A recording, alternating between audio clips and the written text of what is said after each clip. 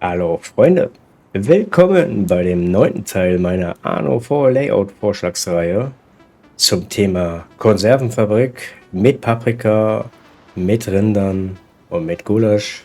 Ich habe euch wieder 3 Vorschläge mitgebracht. Das seht ihr in diesem Teil. Ich sage mal, bis gleich.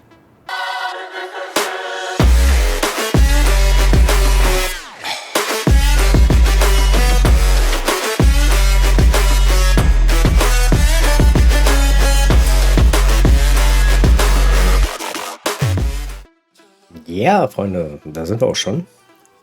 Ihr kennt es ja von den anderen Teilen auch. Wir fangen erstmal an mit ein wenig Statistik. Wir rechnen jetzt in dieser ganzen Geschichte für die Konservenfabrik. Ist die optimale Produktionskette für eine Konservenfabrik ja folgende: 8 Rinderfarmen, 8 Paprikafarmen, 8 Großküchen, eine Eisenmine und 6 Konservenfabriken. Da das Ganze ja ganz schlecht zu machen ist, rechnen wir das Ganze jetzt jeweils einmal. Sprich, eine Rinderfarm, eine Paprikafarm, eine Großküche, eine Eisenmine und eine Konservenfabrik. Ihr versorgt mit einer Konservenfabrik 65 Handwerkshäuser oder 32,5 Ingenieurshäuser. Ja, was brauchen wir denn für die Konservenfabrik? Wir fangen jetzt als erstes an mit der Paprikafarm. Die Paprikafarm ist folgendermaßen aufgebaut. Ihr benötigt, oder die ist verfügbar ab dem ersten Handwerker. Die Baukosten sind $2000. Baumaterial dafür nötig, 6 Bretter. Betriebskosten sind $100 die Minute. Arbeitskräfte dafür erforderlich 10 Bauern, nicht 100, 10 Bauern. Und produziert in 2 Minuten im Standard-Outfit 0,5 Tonnen Paprika. Zum Item habe ich euch Folgendes mitgebracht. Zum einen für die Paprikafarm jetzt der stählerne Flug. Das ist ein episches Item. Steigert die Produktivität um 50%. Arbeitskräfte erforderlich für die Paprikafarm dann minus 50% und halbiert auch die Wartungskosten um 50%. Zum anderen der Superphosphatdünger. Auch ein episches Item. Steigert die Produktivität um 70%. Und ihr erhöht dann mit diesem Item eure Modulanzahl auf der Paprikafarm um 35%. Sprich, ihr könnt 35% mehr Felder bauen. Und zum dritten der patentierte stählernde oder die patentierte stählernde Sämaschine. Eine Handwerkskammer ausgerüstet, steigert die Produktivität um 40% und Arbeitskräfte dafür erforderlich minus 50%.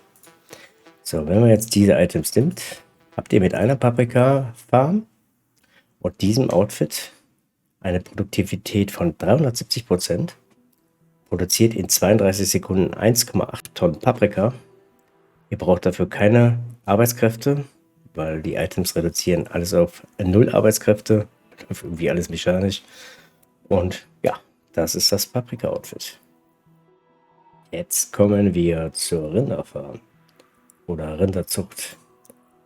Für eine Rinderzucht benötigt ihr zum Bau, oder eine Rinderzucht ist möglich, ab dem ersten Handwerker.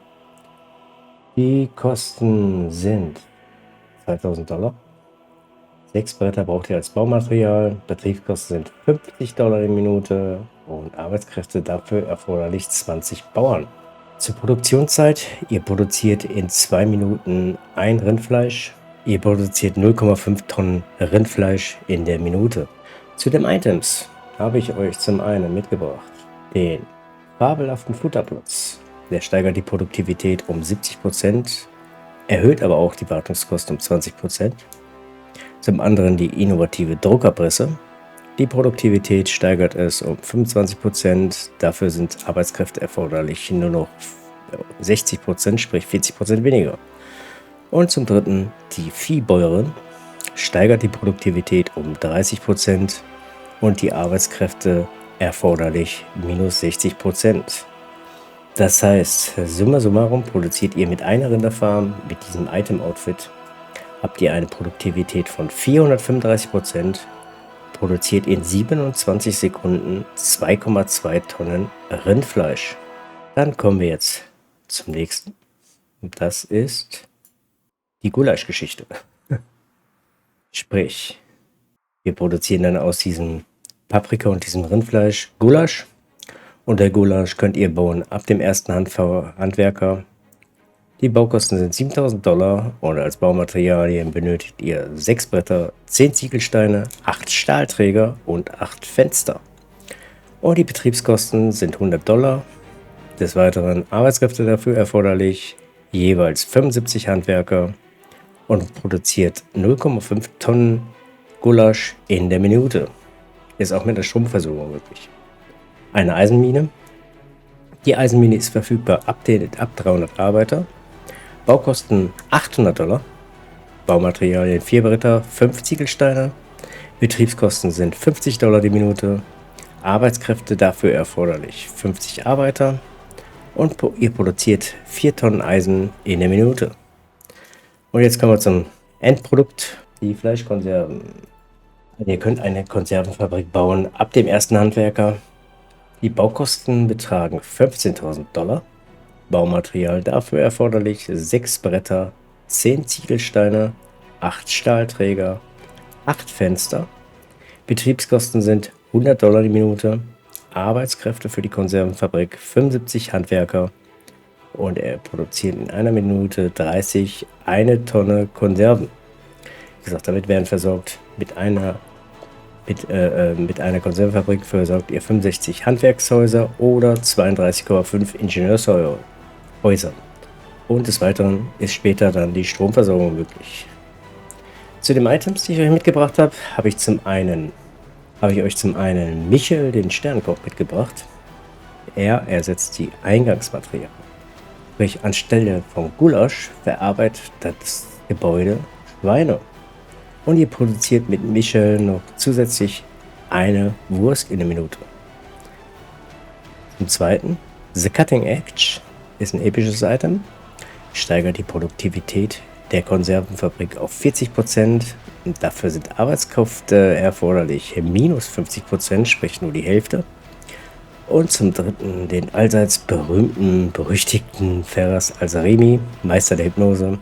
Steigert die Produktivität um 50%. Arbeitkräfte dann auch erforderlich minus 10%. Wartungskosten senken sich um 10%. Und die Aufstandsgefahr senkt sich um 20%. Das macht dann, wenn ihr das so ausstattet, habt ihr dann mit einer Konservenfabrik eine Produktivität von 350%, produziert in 25 Sekunden 2,3 Tonnen Konserven, Fleischkonserven und zusätzlich mit dank Michel 1,2 Tonnen Wurst in der Minute, macht dann ein Summa summarum von 60% Handwerkerkräften weniger. Und ja, das ist eine Konservenfabrik. Und wie gesagt, das optimale Outfit sind ja diese 6 Konservenfabriken. Das Ganze müsst ihr dann mal 6 rechnen. Dann habt ihr ungefähr raus, wie viel ihr dann mit 6 Konservenfabriken habt. Kommen wir jetzt zum eigentlichen Und zwar ist das die Layout-Geschichte. Ich habe euch wieder 3 Layouts mitgebracht. Layout 1, Layout 2, Layout 3. So, wir bauen das Ganze in Cap Trelawney nach. Und ja, Cap Trelawney ist die Geschichte, die hat keine Paprika-Fruchtbarkeit, aber auf der Insel oder in Inselstaat Cap Trelawney befindet sich ja auch etwas. Das ist, glaube ich, unten die mittlere Insel, die hat Paprika. Zeige ich euch hier zum Beispiel, das ist Paprika. Die wurde aber gerade schon von Beryl besetzt. Hier habt ihr Standard. Dann habt ihr hier noch eine Insel. Hier muss ja irgendwo noch eine Paprika-Insel sein. Da ist noch eine Paprika-Insel. Ist aber auch besetzt. Ja. Ihr könnt ja Paprika importieren. Das ist ja jetzt nicht das Problem. So. Layout Nummer 1 habe ich euch Folgendes mitgebracht. Und zwar ist das dieses Layout. Das ist das Standard-Layout. Das sind 4 Paprika-Farmen, 2 Schweinefarmen mit jeweils einem Silo. Somit habt ihr dann anstatt 4 Rinderfarmen 2 Rinderfarmen. Die werden aber mit dem Getreide versorgt, was ihr eigentlich schon haben müsstet, sobald ihr Handwerker habt, wenn ihr das DLC mit dem Agrargeschichten habt. Und eine Handwerkskammer ist da drin und ein Lagerhaus. Und ich würde sagen, das bauen wir jetzt nach. Und zwar geht's los. Wir fangen hier in der Mitte an, wieder mit dem Lagerhaus. Wie gesagt, nicht wundern. Ich habe keine Paprika-Produktivität hier oder keine Fruchtbarkeit auf dieser Insel. Da setze ich hier eine Straße drum. Dann gehen wir zu Handwerkern. Fleischkonserven. Hier eine Paprika-Farm hin. Da unten kommt einer hin. Und dann kommt hier Rind hin. So, und macht ihr diese 4 Felder. Und dann kommt dann hier hin. Dann später. Wenn wir das gerüstet haben. Ja, stopp. Da kommt dann ein Silo hin. Dann hier eine Straße. Das Silo befruchtet wird. Nicht befruchtet. Damit das Silo dann Getreide erhält. Das ist die linke Seite. Zum Ausfüllen der Felder kommen wir gleich. Die rechte Seite ist genau das gleiche Prinzip. 2 Felder in die Richtung. 2 Felder in die Richtung. Handwerker, Fleischkonserven, Paprika-Farm. Dann kommt hier oben kommt die Handwerkskammer hin. Dann müsst ihr hier nochmal eine Straße drumherum bauen. Und dann hier hin die Rinderfarm. Das kommt dann dahin. Dann habt ihr hier noch eine Straße. So. Jetzt geht's los mit Befüllen der. Erstmal so hier eine Straße lang ziehen. Hier auch. Oder jetzt kommen die 108 Paprikawälder. So, hier 2. Dann 8 nach oben. Das Ganze einmal in diese Richtung. Das ist verkehrt. So. In diese Richtung. Zack. Einfach 108 Felder. Einmal. Und 108. So, Ganze können wir dann noch mit einer schicken Straße machen. Fertig ist unser Outfit. Eben hier die Straßen abschneiden. So. Sieht schön aus. Jetzt rüsten wir alles aus. Wie ich gerade gesagt habe, hat keine Fruchtbarkeit. Deswegen ist ja auch dieses Ding da hervor. Das auch, das auch, das auch. Silo. Das Silo. Ja. Jetzt habe ich irgendeinen Erfolg freigeschaltet. War nicht so eine Zweckgeschichte. Das ist Layout Nummer 1. Einfach gehalten. Klein, praktisch, handlich. Handwerkskammer zum Ausrüsten Items, damit ihr Rinder oder Paprikafarm versorgen könnt. Ja. Wie gesagt, Layout Nummer 1. Ja. Dann würde ich sagen, wir gehen zum Layout Nummer 2. Und Layout Nummer 2 ist folgendes. Und das habe ich euch dieses hier mitgebracht. So, da haben wir schon Gulasch mit drin. Gulaschproduktionsstätten und Fleischkonservenproduktionsstätten. Sprich Fleischkonservenproduktionsstätten. Und dann würde ich sagen, wir bauen dieses zweite Layout mal. Es ist keine Rinderfarm, also sprich die Rinderfarm könnt ihr noch bestücken mit Silos später. Dann spart ihr euch 2 Rinderfarmen. Aber das können wir uns gleich angucken. Das bauen wir jetzt nach. Das zweite Layout fangen wir jetzt an. Dann geht's los. Wir fangen am besten in der Mitte wieder an mit diesem Lagerhaus. Jetzt gehen wir dahin. Darunter kommt dann ein Feuerwehrhaus. Als Arbeiter, ihr braucht dann später die Handwerkskammer. Und dann kommen hier oben dann 2 Paprikawälder. 1, 2. Und nochmal 1, 2. So, dann habt ihr hier eine Straße, die wir erst setzen müssen. Und zwar ist diese Straße. Oh, da ist ein Elch. Guck mal. Ich will dich nicht verjagen, Kollege. Geh mal ein Stück weiter. Genau. Ein Elch. Und da sind ein paar Büffel. Die müssen wir auch verjagen gleich. Dann bauen wir jetzt hierhin Konserven. Ne, die Gulaschgeschichten. Gulaschfabriken. Über eine Straße dazwischen. So, und daneben kommen dann die Konservenfabriken. Ne? Jeweils mit einer Straße angebunden. 3 Stück sind es. 1, 2, 3. Die müssen alle andersrum, ne? Also, in der Waagerechten. Dann habt ihr hier unten und habt da oben. Und das Ganze geht dann hier weiter. Wir bauen jetzt hier eine Street hin. Einmal um die Handwerkskammer rum. Dann geht es weiter mit den Rindfleischfabriken. Kommt hier eine hin. Kommt hier eine hochkant und dann kommen da unten 2 Quer. So, zum anderen. Dann eine so. Und eine so. Rinderfarm. So, und jetzt kommen wir jetzt hier irgendwo. Müssen wir mal gucken, oder bei die Paprika-Geschichten hinsetzen. Hier fehlt. Hier muss auch eine Straße rein, ne? Guck mal. Fehlt auch so ein kleines weißes Stück Straße. So, 108 Felder. Nehmen wir jetzt hier. Und zwar kommt vom Gulasch 3 runter. Dann wird ungefähr aus, ne? 3. Kommt dann hier hin. Dann haben wir 91. Und dann muss ja hier. So, hier kommen die 108. Das sind 108 Felder. So. Das ist dann das Layout Nummer 2. Eine schicke Straße drum. Alles wird versorgt. Und jetzt rüsten wir das Ganze mal aus. Hier noch ein paar Rinder. So. Also. Ihr seht.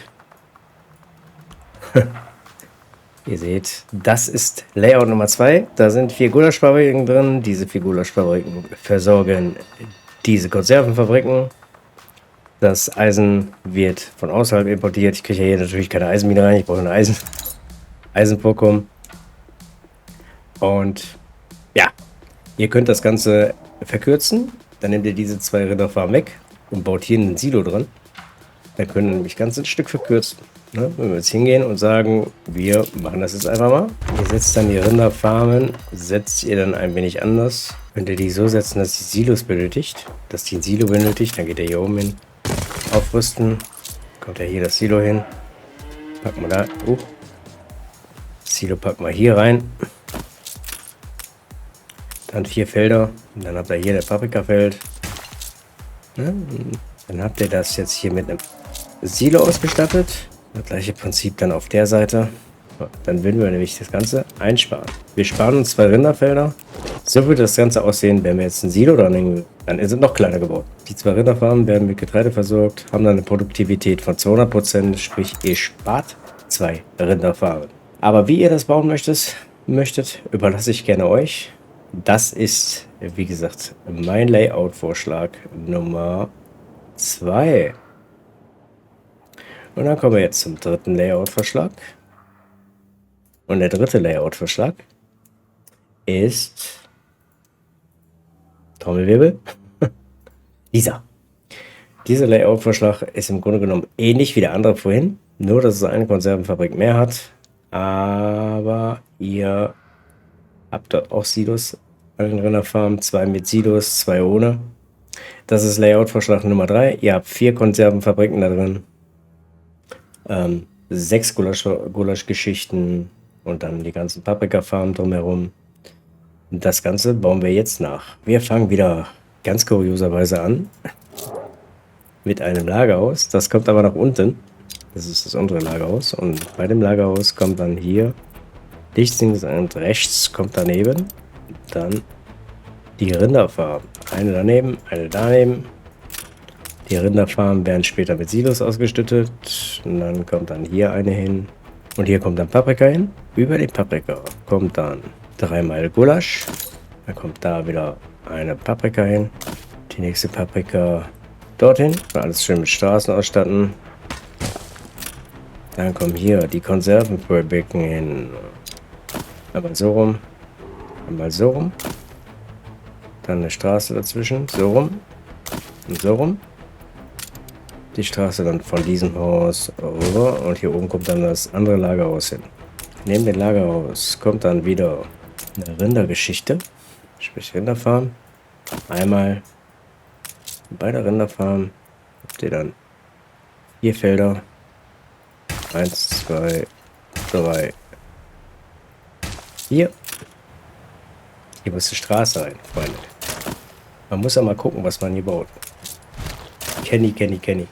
Hier kommt eine Straße zwischen. Guck mal da, an der Straße ran. Ja. Guck mal, ich krieg Geld von der Piratin. Auch nicht schlecht, ne? 1, 2, 3. So ist besser. Dann auf der rechten Seite wieder Rind. Rinderfarm könnt ihr übrigens dann auch gebrauchen, wenn ihr in der neuen Welt seid. In der neuen Welt werden ja die Rinderfarmen gebraucht für Tortillas. So, Paprika ist richtig. Nächste Paprika dahin. Das kommt ein Stück nach oben. So, Ja, die Straße wieder, die Gulasch, sprich Großküchen kommen jetzt. Da kommt eine hin. Da kommt eine hin. Da kommt eine hin. Und dann kommt wieder die Straße. Dann geht es ja hier unten weiter. Die haben wir hier unten ja noch. Und da wird es ein bisschen einfacher. Was heißt ein bisschen? Aber es wird einfacher, hoffe ich mal.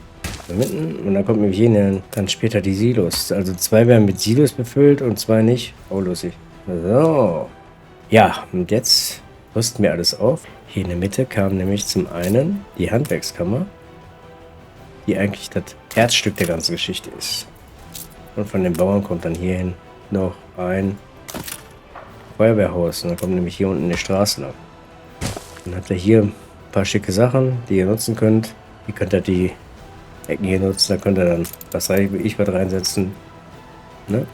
Gibt ja so viel wie ein Riesenrad. Ne, passt nicht. Ein Eiscremestand für die schwer arbeitenden Arbeiter oder Städtische zum Bier trinken. Überlasse ich euch, was ihr da packt. So, wir gehen jetzt hin und kümmern uns um die 108 Felder. Alles schön mit der Straße rumpacken.